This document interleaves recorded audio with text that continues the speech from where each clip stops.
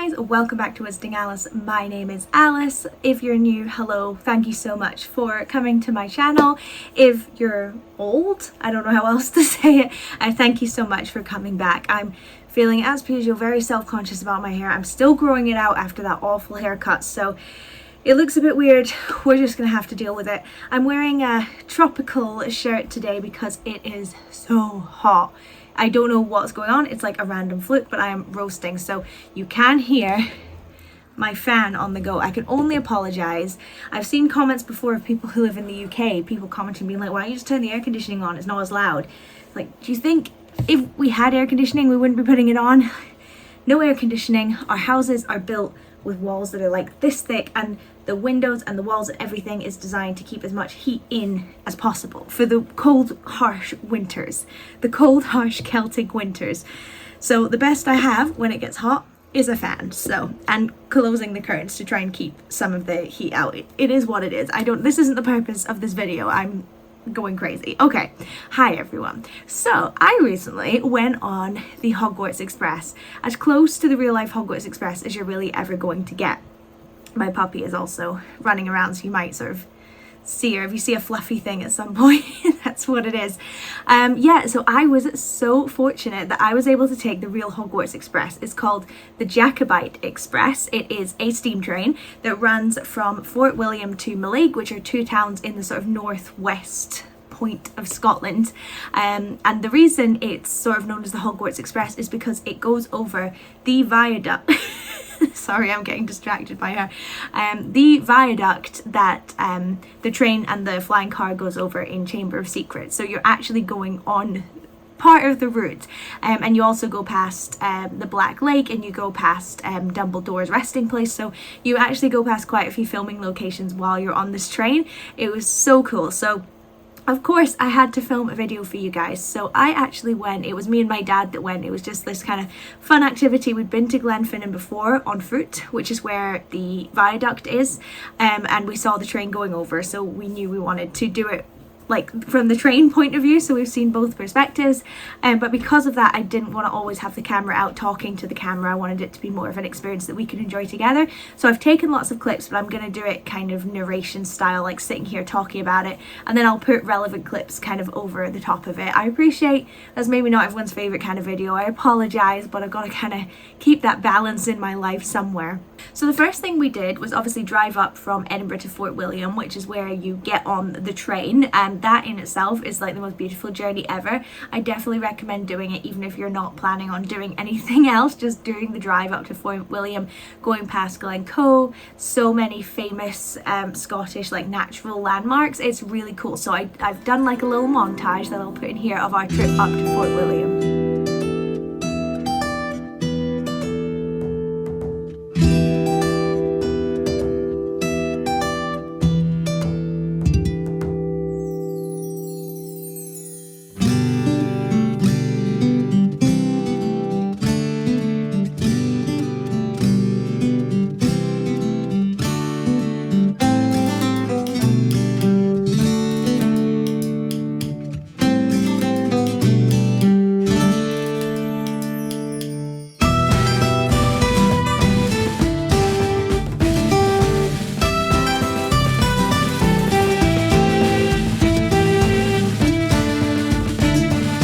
Once we got to Fort William, we just went right to Fort William train station, which is tiny, by the way. There was the what's it called? It's called the Caledonian Sleeper, I think, which is a sleeper train that goes from the Highlands to Edinburgh all the way down to London. So that's another train thing that you might want to do. It's not Harry Potter themed, but it does look very nice. I've never done it, but it looks very nice. And then our train was there as well. Unfortunately, it didn't have the steam train front on it on this occasion, which was really sad. So it didn't really look like the Hogwarts Express, but apparently it was because it's been really dry there recently, and having the steam train can cause forest fires, and has actually already caused a forest fire this past week. So they were like, yeah, they've told us we're not allowed to have the steam train on. So it was just like an electric train, whatever you want to call it.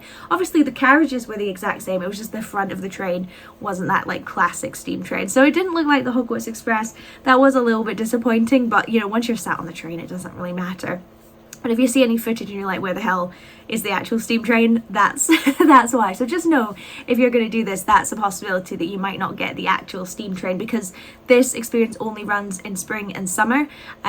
So, you know, obviously that's going to be like the drier months, so there is a possibility that that will happen. But anyway, we got on the train and we'd actually booked first class. I've never done first class anything before. There's like 3 different things you can do. You can have like a regular carriage, which is still really nice but looks more like your regular sort of train, and then there's first class where we were, and there's tables of 4 and tables of 2. We were very fortunate to get a table of 2. And then you can also have a private carriage, which is obviously way more like Hogwarts, you know, Hogwarts Express with like the sliding doors and everything. We didn't have that. We were sharing the cabin with other people, but it was so cool having this sort of 2-seater to ourselves by the window. And the armchairs, well, the seats were armchairs is what I'm trying to say. They were so comfy. It was crazy. It wasn't anything like a train seat at all. It really felt like you were sat in a super cozy armchair at home. It was the best experience ever. Best train experience I've ever had.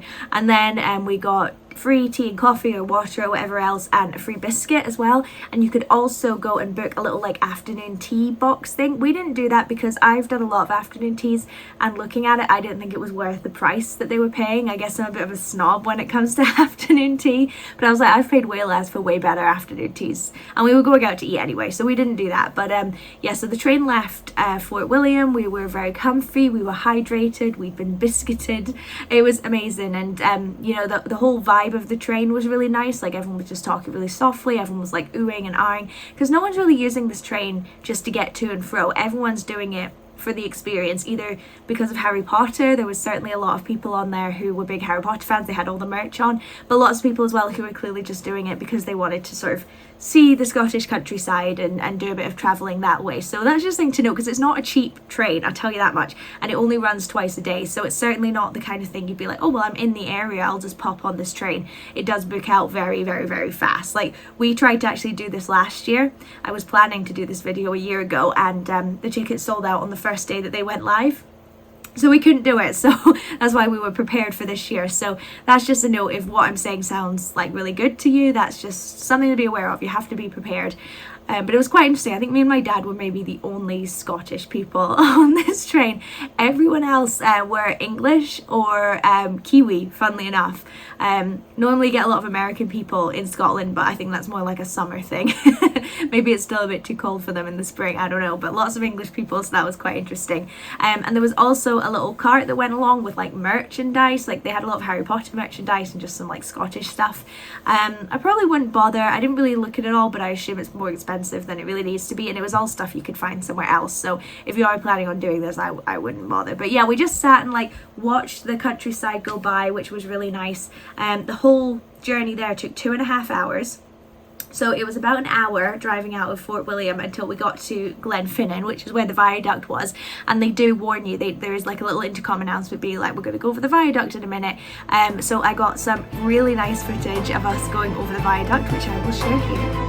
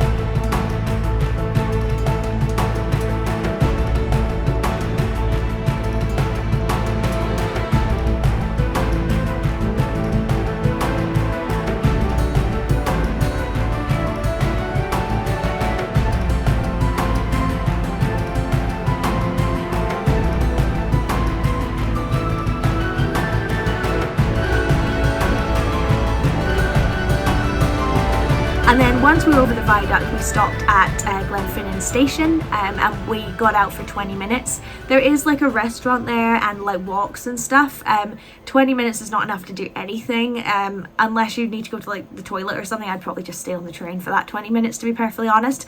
But going back to the viaduct, like that was such a cool experience, getting to go over it on the train. Like it really felt like I was on my way to Hogwarts. It was so magical, and the views in general are just amazing, and lots of people stop at the viaduct and will like wave, so you can wave at them as you go past. Like, bye, I'm on my way to Hogwarts. It was, oh, that was such a cool experience. Honestly, it's unlike anything else I've ever experienced before. We weren't on a very good side of the train for footage, so we actually went to the end of the carriage to like the doors where you go out and took footage from there. Definitely recommend that. You've got a lot more room, no one else was there, completely unobstructed views. You can open the window and stick your phone out if you're nasty, if you're feeling brave, or stick your head out, but I definitely wouldn't recommend that. So recommend that. If your view isn't that good, go to the end of the carriage is what I'm trying to say. So we stopped at Glenfinnan, did that, and then headed on our way again, and then it was about another hour before we got to Mallaig. So it's about a 2.5 hour experience getting there. The reason it takes so long, they're not actually that far away, but it takes so long because obviously it stops, and also anytime it went through a station, it slowed down so that like train spotters could take pictures and stuff. It's supposed to be this very like scenic experience. So if you were taking a normal train, it wouldn't take that long, but obviously it's, you know, it's more about the vibe, isn't it? So eventually we got to Mallaig, and we had 2 hours there before the train left again. You don't have to buy a return ticket, you could stay in Mallaig, but obviously I think literally everyone on our train did. So Mallaig is a really pretty town. It's like the furthest western point in mainland Scotland or something like that. So it's got like a pier and a port and all those kind of things. So we had like a little wander around. I heard there was a Harry Potter shop there. We didn't go, but there was like an ice cream shop, a little tourist shop. So there were a couple of things you could have a look at. But it's a very, very small place. So you could maybe go on a hike. That's something you could do there. But if you're thinking, oh, we'll just spend 2 hours wandering around the town looking at the shops, like you're going to get bored, you know? That's more like a 20-30 minute kind of thing. So me and my dad had a little look around, but then we went for lunch. We went to, gosh, I've completely forgotten the name of it, but it's literally like the only restaurant that wasn't a seafood restaurant, basically. Not that we had a problem with seafood, but we just wanted to go here. It was just like kind of like a pub lunch sort of thing. That was really nice. The food in there was amazing, and we were like the only people in there. We were like, oh, it's probably gonna be really busy because there's a whole trainload of people just come off, 2 hours to kill. So we kind of hightailed it. We actually went to the restaurant first instead of looking around, but we needn't have bothered. The pub was busy, the pub part was busy, but the restaurant not so much. So it was really nice. My dad had langoustines, which I don't like, but they looked amazing, and I had a southern fried chicken burger. It was on the specials menu. It was so good. And I had a brownie as well. It was, oh, thinking about it just now, like I'm absolutely starving. I haven't had my breakfast yet. This is like first thing in the morning, and it was so good. So definitely recommend that place. I'll put it in the comments or in the description or something, because I need to look up what it was called. But definitely recommend, if you're in Mallaig and you don't fancy going on like a big hike or something, definitely recommend just having like a slow casual lunch. That was really nice. One thing as well, so like I said, there are 2 trains a day, one in the morning, one in the afternoon. We did the afternoon one. It left at 10 to 1. If you take the earlier one, when you get to Mallaig, you can do a 1 hour boat tour to go out and see some dolphins and maybe some whales and sharks and stuff like that. But that was only available for the morning train. It wasn't available for the afternoon train for whatever reason. So that's another thing that you could do if you didn't fancy going for something to eat. So then we got back on the train after that, and we headed literally the same route, just back to Fort William. No stops this time, and it was a bit quicker. It didn't really stop for like train spotters and stuff, because it was more like evening time at this point, so it didn't stop as much. But we did get to go over the bridge again, which was really nice. And funnily enough, you actually switch carriages. So we were on first class carriage A. So the way the train was going, we were sitting on, let's say, this side. And if we were in the same carriage, same seats coming back, we would still be on this side, but we were switched to carriage B. So we moved over to the other side of the train. So we got a way better view from our seats of the viaduct. And I really liked that. So you always got both views.